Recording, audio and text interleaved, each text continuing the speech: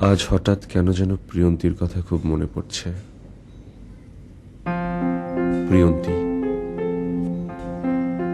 কি সুন্দর, সাবলীল, বুদ্ধিমতী, চঞ্চল, প্রাণবন্ত একটা মেয়ে। অথচ তার জীবনে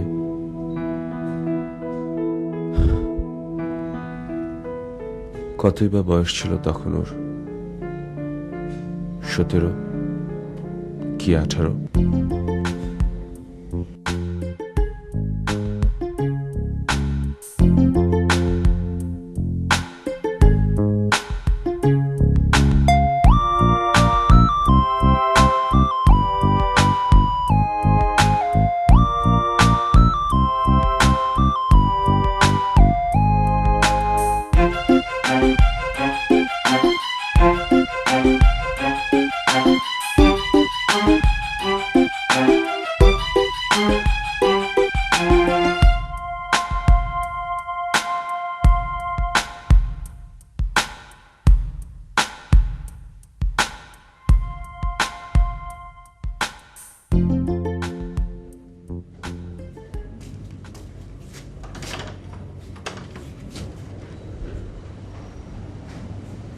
আপনি আজকে এসেছেন? তুমি বলো তো চলে যাই। না, এসেই যখন পড়েছেন তখন। থ্যাঙ্কস।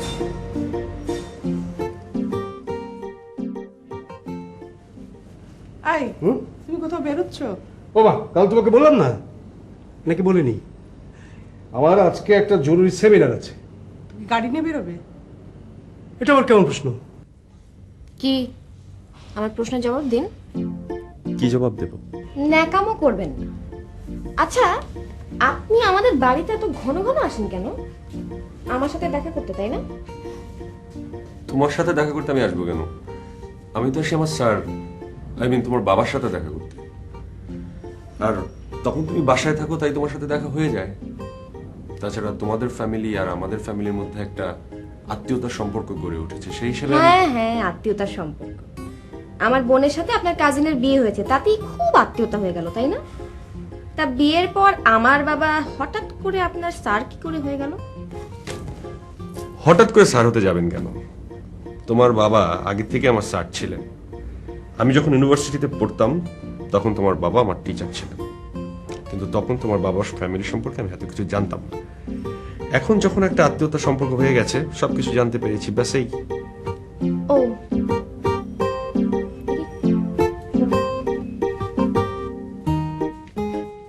আরে জানতাম তো, কিন্তু কি করবো বলো? আমার মতো মানুষের এসব অনুষ্ঠানে নিজের গাড়ি না নিয়ে গেলে কি চলে? তাহলে প্রিয়ন্তীকে বলি রেডি হয়ে নিতে, তোমাকে নামিয়ে দিয়ে ড্রাইভার ওকে গানের স্কুলে নামিয়ে দেবে। তাহলেই হয়েছে। তোমার মেয়ে তৈরি হতে যে সময় নেয়, আমার এমনিতে দেরি হয়ে গেছে। প্লিজ আজকের দিনটা তুমি একটু ম্যানেজ করে নাও, আমি গেলাম। আরে রাতুল, স্যার আসসালামু আলাইকুম। কখন এলে? এই তো স্যার কিছুক্ষণ। কেমন আছো বলো? আমি ভালো আছি, আপনি কেমন আছেন স্যার? ভালো। এই কালকেই তোমার কথা ভাবছিলাম তুমি এলে চুটিয়ে আড্ডা দেবো। তা দেখো, ইটস মাই ব্যাড লাক, তুমি এলে আর আমার একটা সেমিনারে যেতে হচ্ছে বাইরে। স্যার কোনো সমস্যা নেই, আমরা আরেকদিন বসে আড্ডা দেবো। আপনি তুমি নাকি গাড়ি নিয়ে বেরোচ্ছ? হ্যাঁ রে, তো আমি গানের ক্লাসে যাব কি করে? তোর মাকে বলে রেখেছি, সেই তোকে নিয়ে যাবে। হ্যাঁ, আমি আসবো মনি। আসি রাতুল। স্যার হ্যাঁ। হ্যাঁ।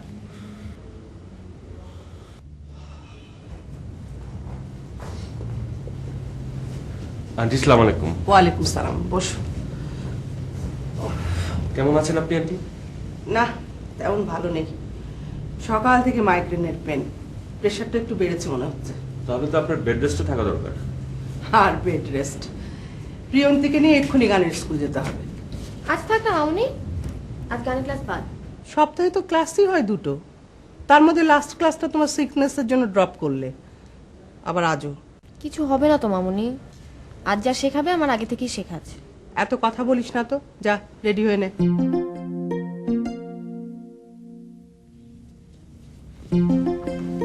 আন্টি যদি কিছু মনে না করেন, আজ আমি প্রিয়ন্তীকে গানের স্কুলে ড্রপ করে আসি। তাহলে তো খুব ভালো হয়।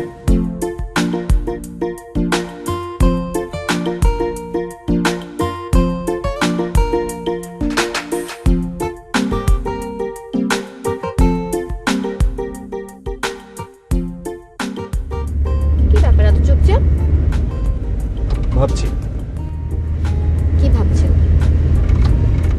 ভাবছি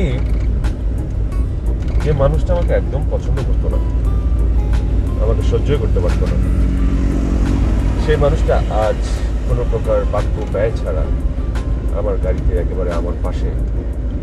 আমি হিসাবটা ঠিক মেলাতে পারছি না। হিসাবটা তো আপনার মেলাতে পারার কথা না। মানে মানে যে অঙ্কটার হিসাব আপনি মেলাতে চেয়েছেন সেই অঙ্কটা শুধু শুধু আমি জানি, হিসাবটাও তাই আমারই মেলাতে পারার কথা। হিসাবটা কি আমাকে বুঝে দেওয়া যায়? আমি আসলে কয়েক মাস ধরে আপনাকে গভীরভাবে অবজার্ভ করছি। কেন? আপনি মানুষটা কেমন সেটা বোঝার জন্য। আচ্ছা, তো আমি মানুষটা কেমন মনে হলো? আপনি নিতান্তই একজন ভদ্রলোক, ভালো মানুষ। আপনার মাধ্যমে আমার ক্ষতি হওয়ার কোনো সম্ভাবনা নেই, সুতরাং আপনাকে অপছন্দ বা ঘৃণা করারও কোনো কারণ নেই। সেই হিসাব থেকে আজকে আমি আপনার সাথে বের হয়েছি। Clear? Okay, thanks for the compliment. Your welcome.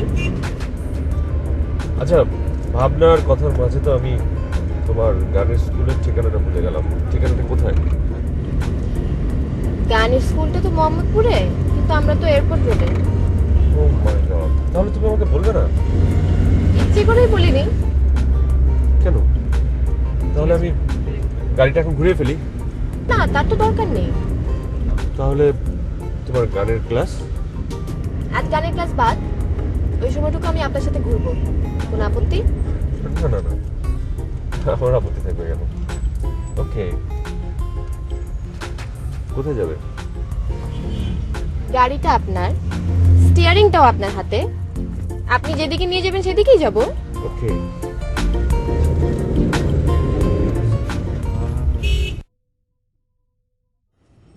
শুনছো? কদিন ধরে তোমাকে একটা কথা বলবো ভাবছি। ভাবছই শুধু, বলছো না কেন? আচ্ছা, রাতুলকে তোমার কেমন ছেলে মনে হয়? রাতুল ভালো, বেশ ভালো ছেলে, ভালো স্টুডেন্ট ছিল, এখন ভালো জব করছে।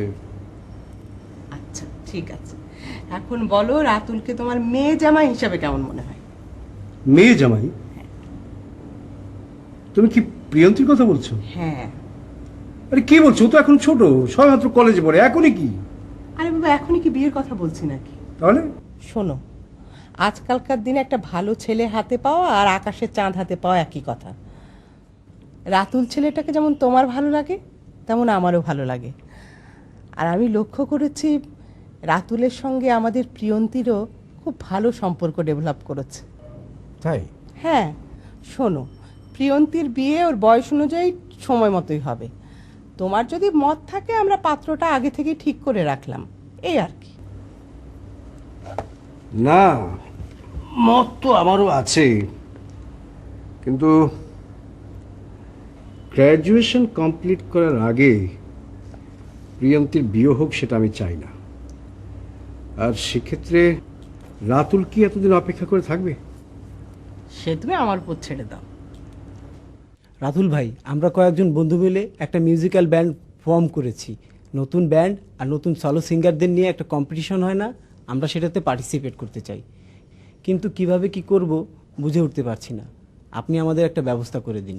কি করতে পারবো তা তো বলতে পারছি না, তবে I'll try my best. আমি জানি আপনি পারবেন, তবে হ্যাঁ, এর মধ্যে একটা কথা আছে। আপনি আমাদের গান শুনবেন, আমাদের গান শুনে আপনি স্যাটিসফাই হলে তবেই আমাদের জন্য চেষ্টা করবেন। ওকে। এই, তুই এখানে কি চাস? কি চাই মানে? মানে তুই এখন এখান থেকে যা। পেতনি ভাইয়া, আমার কথাটা মনে রাখবেন আপনি। ঠিক আছে। ওকে কিন্তু বেশি আজকাল দেবে না। আচ্ছা, তুমি কি অনেকক্ষণ ধরে ওয়েট করছো? অনেকক্ষণ।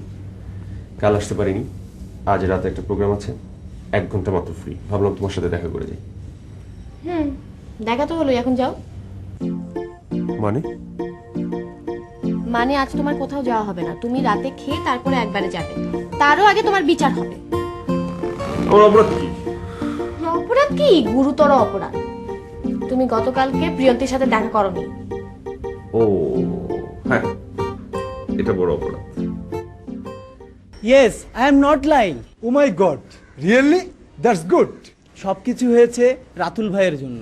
কম্পিটিশনটা কবে নাগাদ হতে পারে? এই ধর মাসখানেক। অথরিটি অবশ্য আমাদের আগেভাগেই জানিয়ে দেবে। তাহলে তো আমাদের এখন থেকেই হেভি রিহার্সাল করতে হবে। তা তো হবেই, কিন্তু রাসেল হেমেল ওরা এখনো আসছে না কেন? দাঁড়া, আমি ওদের ফোনে ট্রাই করছি। প্রিয়ন্তী, আমি বম্বে যাচ্ছি। বম্বে যাচ্ছ? হ্যাঁ, একটা অফিসিয়াল ট্রেনিংয়ে। কবে যাচ্ছ? আগামী পরশু। পরশু যাচ্ছ? তুমি আমাকে আজ বলছো এটা? কি করব বলো, অফিস থেকে আজই আমাকে অফিসিয়ালি জানানো হলো। তোমার গিয়ে কাজ নেই, বাদ দাও। বাদ তো দেয়াই যায়, এক পায়ে সবাই দাঁড়িয়ে আছে। আসলে অফিস থেকে আমাকে সিলেক্ট করেছে আমার এফিসিয়েন্সির জন্য। আর এই ট্রেনিংটা আমার জন্য খুব পজিটিভ, কারণ ট্রেনিং করে আসতে পারলে আমার প্রমোশন। ঠিক আছে, তাহলে যাও। কদিনের জন্য যাচ্ছ? 2 মাস। 2 মাস?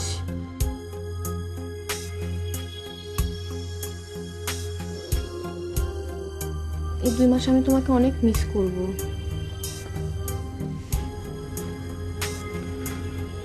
আমিও তোমাকে অনেক মিস করব, অনেক। এর কয়েকদিন পর প্রিয়ন্তীর সাথে পরিচয় হয় এক বিশিষ্ট ব্যক্তিত্বের।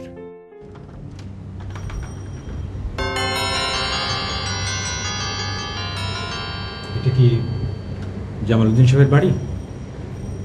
জি, কি বললেন? বলছিলাম এটা জামালউদ্দিন সাহেবের বাসা কিনা। জি জি উনি বাসায় আছেন? জি না, বাপি তো বাসায় নেই। আমাকে তো উনি... আপনি ভেতরে আসুন। আমি আহসান কাদের। জি আমি জানি। জানো? গুড। তাহলে আমার পরিচয়টা বলো। আমি আমি প্রিয়ন্তী। প্রিয়ন্তী? বাহ, ভারী সুন্দর নাম তো। আচ্ছা প্রিয়ন্তী, আজকে তো 10 তারিখ, রোববার, তাই না? জামাল ভাই তো আমাকে আজকেই আসতে বলেছিলেন, নাকি আমি ভুল করলাম? তোমার বাপি কোথায় গেছেন প্রিয়ন্তী? বাপি বাপি আসলে আমাদের একটা রিলেটিভ অ্যাক্সিডেন্ট করেছে, তো বাপি আর মামুনি ওনাকে হসপিটালে দেখতে গেছেন। Excuse me.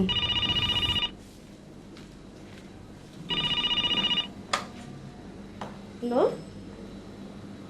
হ্যাঁ বাপি, হ্যাঁ উনি এসছেন, আমি বসিয়েছি ওনাকে। আচ্ছা ঠিক আছে। বাপির ফোন। বাপি 10 মিনিটের মধ্যে চলে আসছেন। আপনি চা খাবেন? আমি চা নিয়ে আসি আপনার জন্য। থ্যাঙ্কস।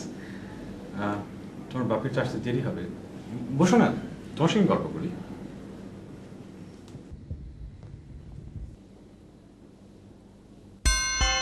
একটা কথা বলবো?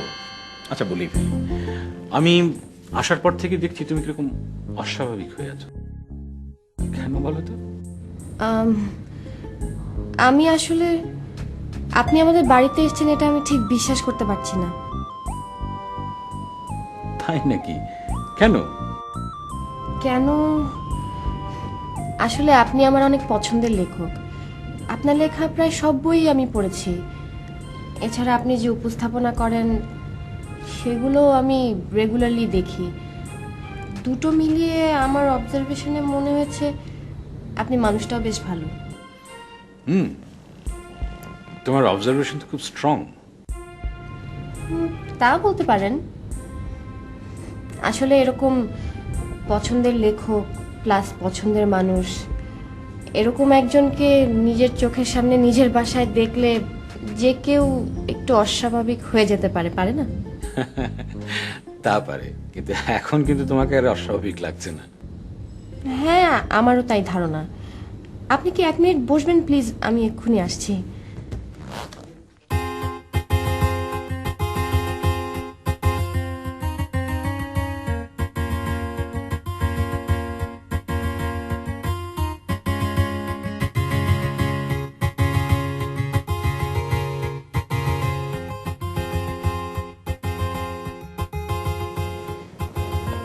আমাকে একটা অটোগ্রাফ দিন।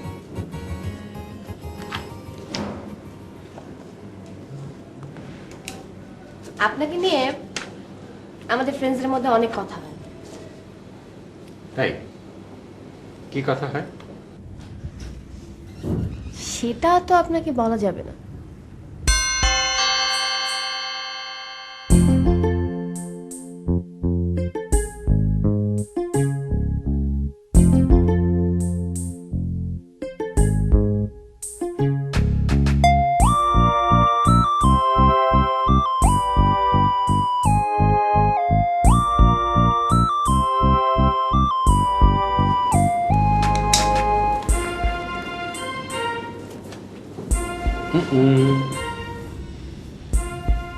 এখন করবে না,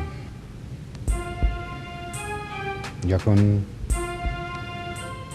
রাত্রে ঘুমোতে যাবে তখন করবে।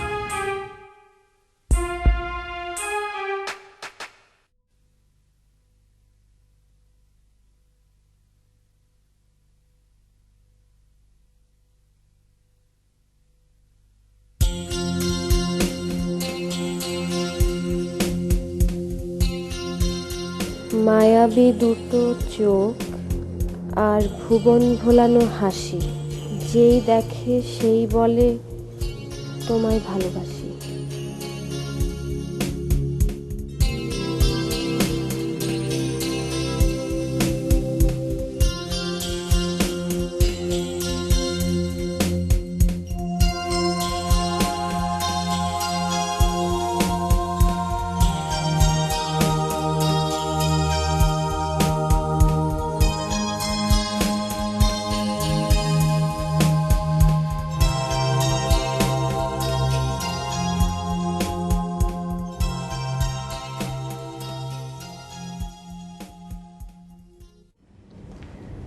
আরে আপনি আপনি কখন এলেন? এই তো তোমার মায়ের সঙ্গে দেখা হলো, আর তোমার বাপি তো বাসায় নেই। আমি জানি। জানেন? তোমার বাপি আছেন এখন একটা সেমিনারে, আর এটা যে আমি জানি সেটা তোমার মা জানেন না।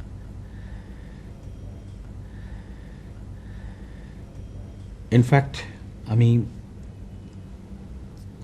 আজকে এসেছি শুধু তোমার সঙ্গে গল্প করার জন্য। ও মাই গড, কি বলছেন? I am so lucky. আচ্ছা, তোমার খবরটা কি বলো? আমার আর খবর কি, খাচ্ছি যাচ্ছি, কলেজে যাচ্ছি, গানের ক্লাসে যাচ্ছি। তুমি গান করো নাকি? Good, very good. আচ্ছা, তুমি এই টেলিভিশনে অভিনয় নিয়ে কিছু ভাবছো না কেন? অভিনয়? আমি অভিনয় করব? আমাকে দিয়ে অভিনয় হবে না। কে বলেছে? কেউ বলেনি, আমার নিজের তাই ধারণা। I am very sorry to say that নিজের সম্পর্কে তোমার ধারণা একদম ঠিক নয়। আমি প্রথম দিন থেকে লক্ষ্য করেছি তোমার মধ্যে এমন একটা কিছু আছে যেটা আমাদের দেশের অনেক নামি দামি তারকার মধ্যে নেই। এখন শুধু দরকার হচ্ছে একটু খসা মাজা করে নিজেকে তৈরি করা। তোমার যদি আপত্তি না থাকে তাহলে তোমাকে ঘষে মেজে তৈরি করার দায়িত্বটা আমি নিতে পারি। কি কি বলো?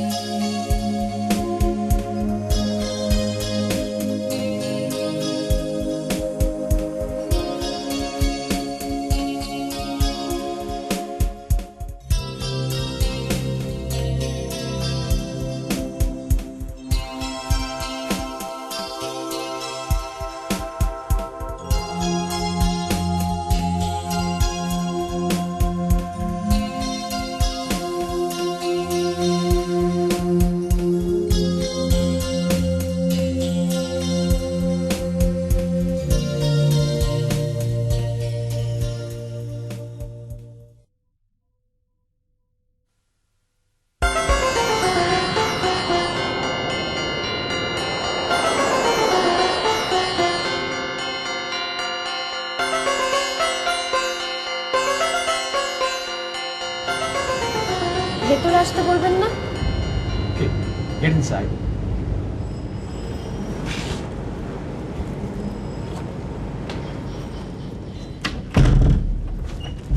Happy birthday. Thank you very much. কিন্তু আমি তো, আমার যতদূর মনে পড়ে, তোমাকে আমার বার্থডে কবে এটা তো বলিনি। আপনি না মাঝে মধ্যে খুব বোকার মতো কথা বলেন। আপনি হচ্ছেন আমার প্রিয় ব্যক্তিত্ব, প্রিয় লেখক, অভিনয় শিক্ষাগুরু, সর্বোপরি আপনি আমার খুব ভালো একজন বন্ধু। আমি কি আপনার বার্থডে ডেটটা জানতে পারি না? Very true. আচ্ছা, তোমার সঙ্গে আমার পরিচয় হয়েছে কতদিন হলো বলো তো? সামনের শনিবার 1 মাস হবে। সামনের শনিবারে 1 মাস হবে। তো এই 1 মাস ধরে তুমি তোমার প্রিয় ব্যক্তিত্ব, তোমার অভিনয় শিক্ষাগুরু, তাকে সমানে আপনি আপনি করে বলছো? না আসলে তুমি করে তো বলতে ইচ্ছে করে, কিন্তু তুমি তুমি করে বলবে, ওকে? আচ্ছা একটা কথা, কি? আপনি, সরি, তুমি কি তোমার বউ ছেলেমেয়ের সাথে থাকো না? থাকি। এই জায়গাটা আমার লেখালেখি, টুকটাক কাজকর্মের জন্যে। মাঝে মাঝে কাজ করতে করতে অনেক রাত হয়ে গেলে এখানেই থেকে যাই। কিন্তু এখন মনে হচ্ছে এই জায়গাটিতে আমার বেশি থাকা পড়বে। কেন? তোমার জন্যে।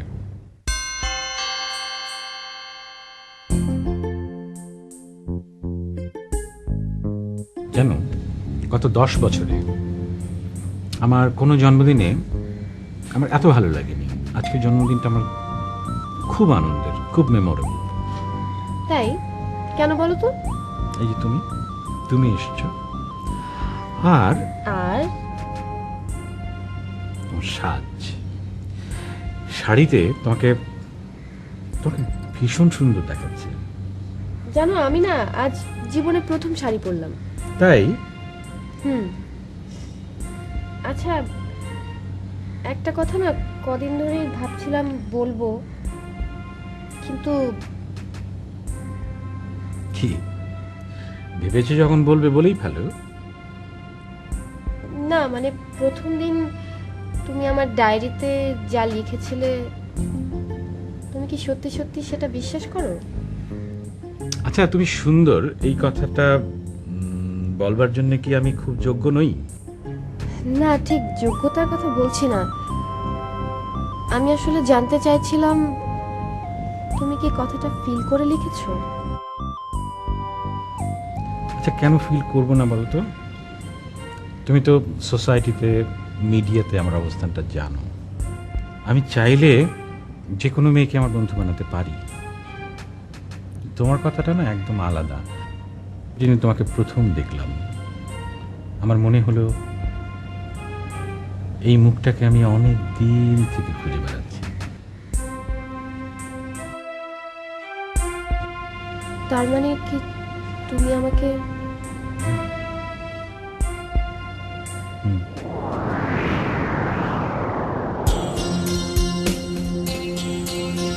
আচ্ছা তুমি আমাকে কতটুকু ভালোবাসো? অনেক অনেক। এই পৃথিবীর যে আয়তন তার চেয়ে অনেক বেশি। তাহলে তোমার ফ্যামিলি?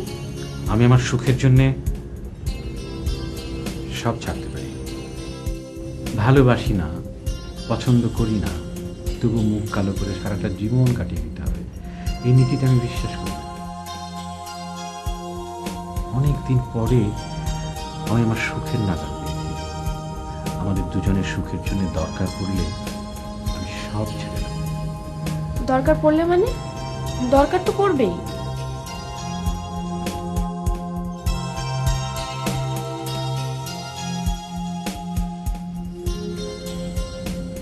দেখো, আমি তোমার জন্য আমার ফ্যামিলি সব ছাড়তে পারি, কিন্তু এখন এসব কথা কেন? এই যে আমি তোমাদের বাড়িতে যাচ্ছি, তুমি এখানে আসতে পারছো, এই সময়টা, আমার এই সঙ্গ, তুমি এনজয় করছো না? হ্যাঁ করছি, কিন্তু একটা সময় তো আসবে যখন সময়টা সময় দেখা যাবে। আমাকে ভরসা করতে পারছো?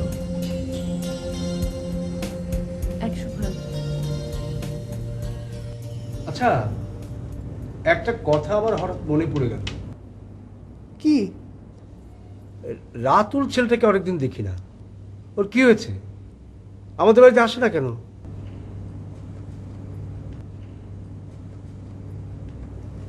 আচ্ছা, তুমি সেমিনারে বক্তৃতা দাও, হ্যাঁ তোমার ছাত্রছাত্রীদের পড়াও, হ্যাঁ। সে বিষয়গুলো তো একদম ভুলো না, বাড়ির সব বিষয় ভুলে যাও। কেন বলো তো? এই প্রশ্নটা তুমি 20-25 দিন আগে একবার করেছিলে। তাই নাকি? তাহলে তখন তুমি কি বলেছিলে? বলেছিলাম অফিসের কাজে রাতুল বোম্বে গেছে। ও হ্যাঁ হ্যাঁ হ্যাঁ হ্যাঁ। আচ্ছা, ও কবে ফিরে বলেছিলে? বলেছিলাম এবং ফিরেও এসেছে। গত পরশুদিন এসেছিল, তখন তুমি বাসায় ছিলে না। গুড গুড, খুব ভালো, খুব ভালো হয়েছে। যাক, একটা চিন্তা থেকে মুক্তি পাওয়া গেল। উৎসর ব্যাপারে তোমার ধারণাটা একেবারে ঠিক না, কারণ উৎস হচ্ছে খুব ভালো একটা ছেলে। তবে লজিক অনুযায়ী তোমার গুণ অনেক বেশি। তুমি হচ্ছ জিনিয়াস নাম্বার 1। এই যে মিস্টার, এসব তেল তেল দেওয়ার সাথে সাথে আমার প্রেমে টেমে পড়ে যেও না কিন্তু। প্রেমে পড়ে যাবো মানে? আমি তো তোমার প্রেমে পড়েই আছি। তাই নাকি? হ্যাঁ, একটা গোপন বিষয়, বিষয়টা সম্পর্কে তোমার মামুনিও জানে। এত দূর? কিন্তু আমার তো খুবই কষ্ট হচ্ছে। কষ্ট হচ্ছে কেন? কারণ তোমার ইচ্ছাটা পূরণ হবে না। আমার ইচ্ছে পূরণ হবে না, তার কি কোনো স্পেসিফিক কারণ আছে? অবশ্যই আছে। আমি কি সেটা জানতে পারি? কি? কারণ আমার একজন ভালোবাসার মানুষ আছে। ছেলেটাকে বলো, আমি একেবারে খুন করে ফেলবো। ছেলে না, লোক। আমার চেয়ে 18 বছরের বড়, স্ত্রী আছে, একজোড়া ছেলে মেয়েও আছে। প্রিয়ন্তী, এসব কি বলছো তুমি? যা সত্যি তাই তো বলছি। আচ্ছা, তুমি কি গাড়ি এনেছো? হুম। তাহলে তুমি একটু অপেক্ষা করো, আমি তোমার সাথে বেরোবো।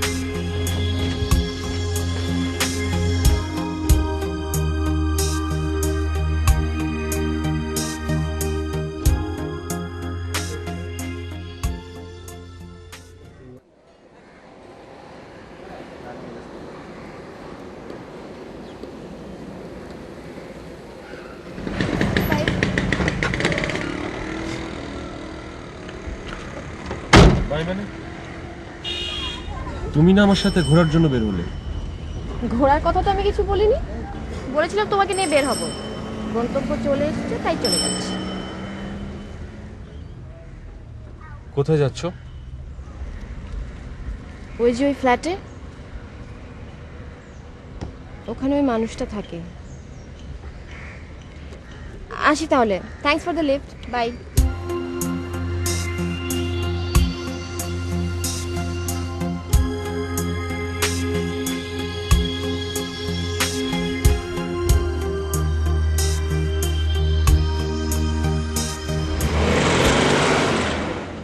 Thank God. ভাগ্যিস তুমি আমার নাম বলনি। খবরদার এসব কথা কাউকে কখনো বলবে না। দেখো, লোকে শুধু আমার কাজ আর সমাজে আমার অবস্থানটা নিয়ে কথা বলে, কিন্তু যেটা তারা ভুলে যায় সেটা হচ্ছে আমিও রক্ত মাংসের মানুষ। আমারও চাহিদার নানান রকমের বৈচিত্র্য থাকতে পারে। মূর্খরাই শুধু প্রকৃতি আর প্রবৃত্তির মধ্যে সম্পর্ক খুঁজে বেড়ায়। বাপি তোমার সম্পর্কে কি বলে জানো? কি বলে? বাপি বলে তুমি হচ্ছে জিনিয়াসদের জিনিয়াস। কিন্তু তোমার বাপি যেটা বলেন না সেটা হচ্ছে যে আমি মানুষ হিসেবে কেমন। আচ্ছা তুমি বলো, আমি মানুষ হিসেবে কেমন? অসাধারণ। এই কথাটি তোমার মনের ভেতর থেকে উচ্চারিত, ভীষণ পবিত্র। অথচ কিছু মূর্খ আমাদের এই সাবলীল সম্পর্কটাকে নিয়ে ছিছি করছে। না না, এ কি করে সম্ভব? আসাম তো বয়সে প্রিয়ন্তীর দ্বিগুণেরও বেশি। না না, এ সম্পর্ক হয় কি করে? স্যার, এই কথা আমি আর আপনি বুঝতে পারছি, প্রিয়ন্তী তো বুঝতে পারছে না। আমি একদিন না বুঝে প্রিয়ন্তীকে ওই লোকটার বাড়ির সামনে নামিয়ে দিয়ে আসি। তারপর আমি লোক দিয়ে নজরে রেখেছি। প্রিয়ন্তী প্রায় প্রতিদিন ওই বাড়িতে যায় এবং অনেক সময় ধরে সেখানে থাকে। এখন দেখেছো অতিরিক্ত স্বাধীনতা দেওয়ার কি ফলাফল হয়? আমাকে তো কখনো কিছু বলতে দাও। বলেছো মেধা বিকাশের জন্য স্বাধীনতার প্রয়োজন হয়। মেধা বিকাশের এই হলো নমুনা। হ্যাঁ বলেছিলাম, কিন্তু আমার প্রশ্ন হলো, আমি তো বেশিরভাগ সময় বাইরেই থাকি। মেয়েটা যে প্রতিদিন বাইরে যাচ্ছে সেটা তুমি খেয়াল করনি কেন? জানি খারাপ কিছু হলে তখন আমার দোষ। আসুক তোমার মেয়ে, আমি ওকে আজ। স্যার, এখন নিজেদের মধ্যে ঝগড়াঝাটি করার সময় না। এখন সমস্যার সমাধানটা খুঁজে বের করতে হবে। প্রিয়ন্তীর যে বয়স, তার সাথে উচ্চবাচ্য করে কিংবা বকাঝকা করে কোনো লাভ নেই। ওকে বোঝাতে হবে, খুব সাবধানে এই বিষয়টা নিয়ে ওর সাথে ডিল করতে হবে। তা না হলে উল্টো পাল্টা কিছু ঘটে যেতে পারে।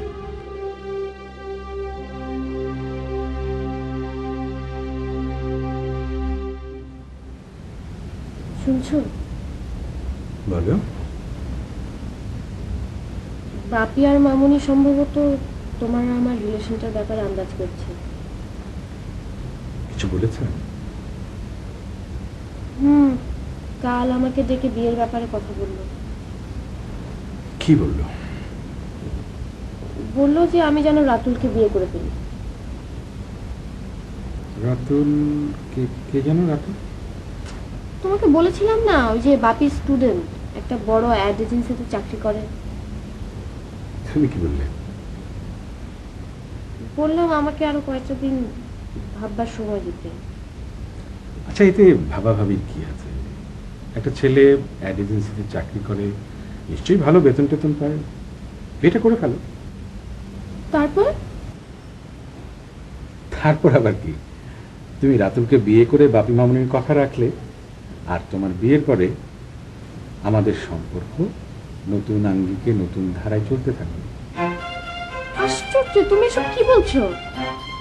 তুমি না বলেছিলে না, তুমি তো আমাকে কথা দিয়েছিলে যে তুমি আমার জন্য তোমার ফ্যামিলিকে ছেড়ে দেবে, আর এখন তুমি বলছো যে। শান্ত হও। আসলে আমি তো এসব কথা ফান করে বলেছি। আমি তো আসলে একটা সুযোগ খুঁজছি। কিসের সুযোগ? সংসার ভাঙার সুযোগ। সংসার ভাঙার জন্য একটা স্ট্রং বাহানা দরকার। কতদিনে তুমি তোমার স্ট্রং বাহানাটা খুঁজে পাবে? এই তুমি তো ভীষণ খেপে যাচ্ছ। রিল্যাক্স রিল্যাক্স, দেখবে খুব শিগগিরই আমরা খুব সুন্দর একটা পথ পেয়ে যাব। কি এখনো তোমার রাগ কমছে না? দাঁড়াও, আমি তোমাকে একটা খুব মজার কবিতা পড়ে শোনাচ্ছি।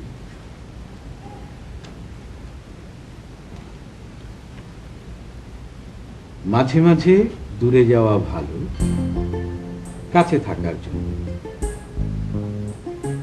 কাছে, খুব কাছে থাকতে থাকতে সন্দেহের জন্ম হয়, ঘৃণার জন্ম হয়, মিথ্যার জন্ম হয়, ক্ষোভ ও অসন্তোষের জন্ম হয়।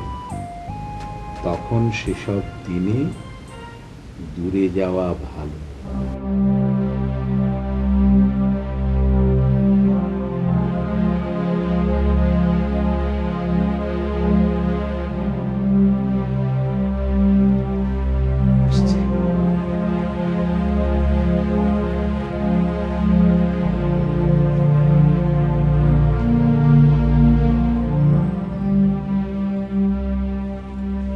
বাপি আমাকে দেখেছো? হ্যাঁ অবশ্য।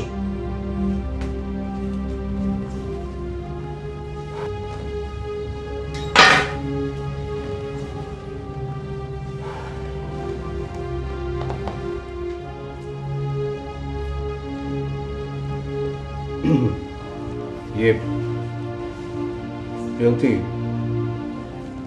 আমি মানে আমরা তোমাদের যথেষ্ট স্বাধীনতা দিয়েছি,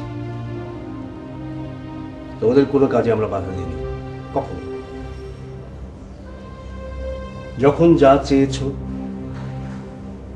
সাধ্যমতো করেছি, চেষ্টা করেছি।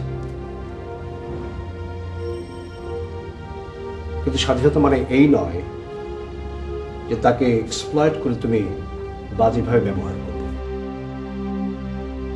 বাপি, তুমি কি আমাকে মিন করে বলছো? হ্যাঁ, তোমাকে। আমি জানতে পেরেছি আহসানের সাথে তোমার একটা সম্পর্ক ডেভেলপ করেছে। শুধু আমরাই নই, আমাদের চারপাশের সবাই জানে। আর এই খবরে সবাই রং রস মিলিয়ে একে অন্যের কাছে পরিবেশন করছে। আমি আর কিছু বলতে চাই না। আমি চাই যে পর্যন্ত তোমার এই সম্পর্ক এসেছে, এই মুহূর্ত থেকে সেখানেই সেটা বন্ধ হয়ে যাক। বাপি, তুমি না প্রগতিশীল মানুষ, তুমি না সবসময় মানুষের সাথে মানুষের সম্পর্ক, মানুষের স্বাধীনতার কথা বলো। তুমি এই কথা বলছো? হ্যাঁ বলছি, কারণ স্বাধীনতা মানেই স্বেচ্ছাচারিতা নয়।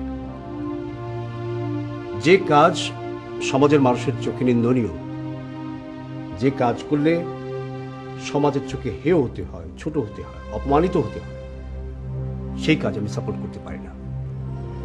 দেখো বাপি, তোমরা যেমন আমাকে সবসময় স্বাধীনতা দিয়েছো, যখন যা চেয়েছি তাই দিয়েছো, আমিও তো তেমনি তোমাদের সব কথা মেনে চলার চেষ্টা করেছি। কিন্তু তোমার এখনকার কথাটা আমি মানতে পারছি না। মানে?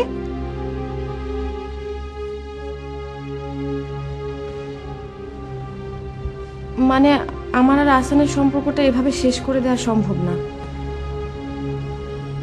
আসান আমাকে জীবনের নতুন মানে শিখিয়েছে। আমরা দুজন দুজনকে ভালোবাসি, শীঘ্রই বিয়ে করব। বেয়াদব, বেশরম মেয়ে, তোর কি লজ্জা শরম কিচ্ছু নেই? রাহেলা, থামো। শোনো প্রিয়ন্তী, তুমি যা বললে সেটাই যদি শেষ কথা হয়, তাহলে আমাকেও অল্টারনেটিভ ভাবতে হবে। কারণ আমার মেয়ে আমারই চোখের সামনে দিয়ে আমারই মানিজ্যত লুট করে পদদলিত করে চলে যাবে এবং আমি চেয়ে চেয়ে দেখব, সেটা হয় না। রায়লা, আজ থেকে প্রিয়ন্তী ঘরেই থাকবে, ওর বাইরে যাওয়া বন্ধ।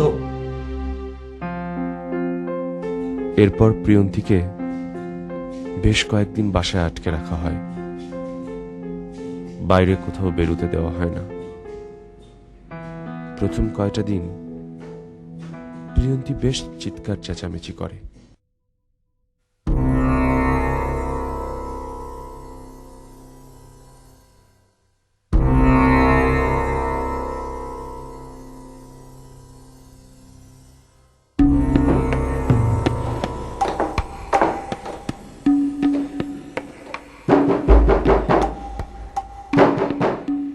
আর কতদিন তোমরা আমাকে এভাবে আটকে রাখবে?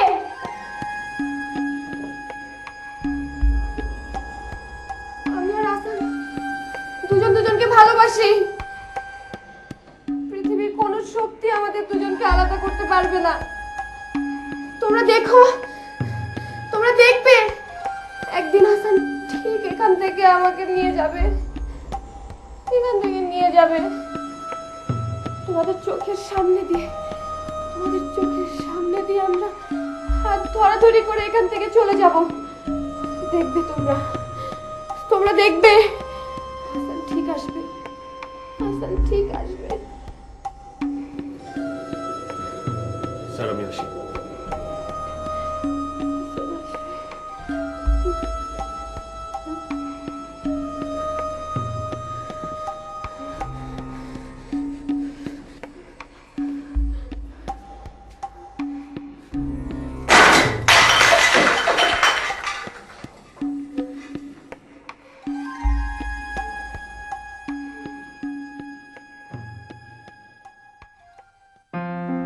কয়েকদিন চিৎকার চেঁচামেচি করে প্রিয়ন্তী হঠাৎ করে একবারে চুপ হয়ে যায়। প্রিয়ন্তীর হঠাৎ করে চুপ হয়ে যাওয়া দেখে ওর ঘরের দরজা খুলে দেওয়া হয়।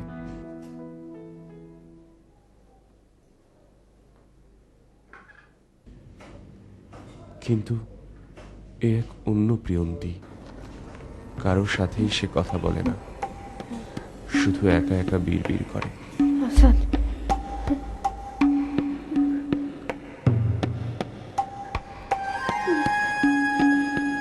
তোরা যাও, তোরা যাও, তোরা যাও, তোরা যাও, তোরা যাও। হ্যাঁ উৎস, বলো। ব্যাটাকে তো সাইজ করে দিয়েছি, মানে? ওই আহসান ব্যাটাকে দিয়েছি গণধোলাই। জানেই মেরে ফেলতাম, শুধু ওর একটা কথা শুনে ছেড়ে দিলাম। কি? ব্যাটা নিজেই বলল প্রিয়ন্তীকে সে ভালো করে দেবে। উৎস, আঙ্কেল আন্টির খবর কি? কি আর খবর হবে বলেন? আমার অমন জলি মাইন্ডের বাবা মা কেমন মনমরা হয়ে গেছেন। আর প্রিয়ন্তী? ও যখন তখন বেরিয়ে যাচ্ছে ওই আহসান ব্যাটার খোঁজে। মানে তাকে কি খুঁজে পাওয়া যাচ্ছে না? এটা সপরিবারের গ্রামে বাড়ি চলে গেছে।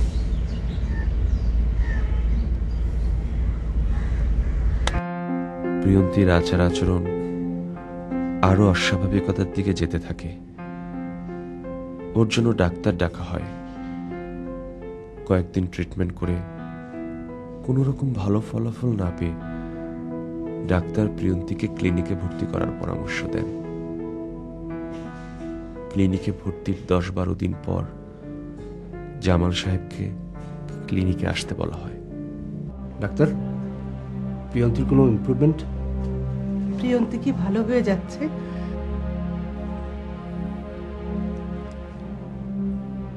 গতকাল আমরা প্রিয়ন্তীর ব্যাপারে একটা স্পেশাল বোর্ড মিটিং ডেকেছিলাম।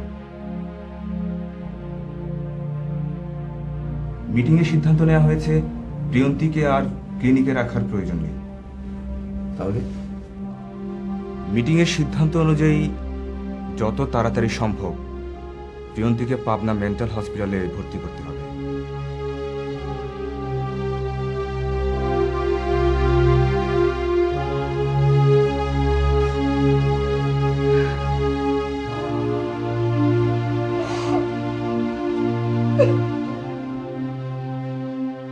প্রিয়ন্তীকে অনেক কষ্ট করে পাবনা পাঠানো হয়। একসময় জানা যায় আহসান সপরিবারে ইন্ডিয়া চলে গেছে। ঘটনাটি ঘটেছে আজ থেকে প্রায় 10 বছর আগে। আমি জানি না 17 কি 18 বছরের সেই প্রাণবন্ত উচ্ছল চঞ্চল কিশোরীটি এখন কোথায় আছে, কেমন আছে। জানি না সে ভালো হয়ে গেছে নাকি এখনো পাবনা মেন্টাল হসপিটালে আছে।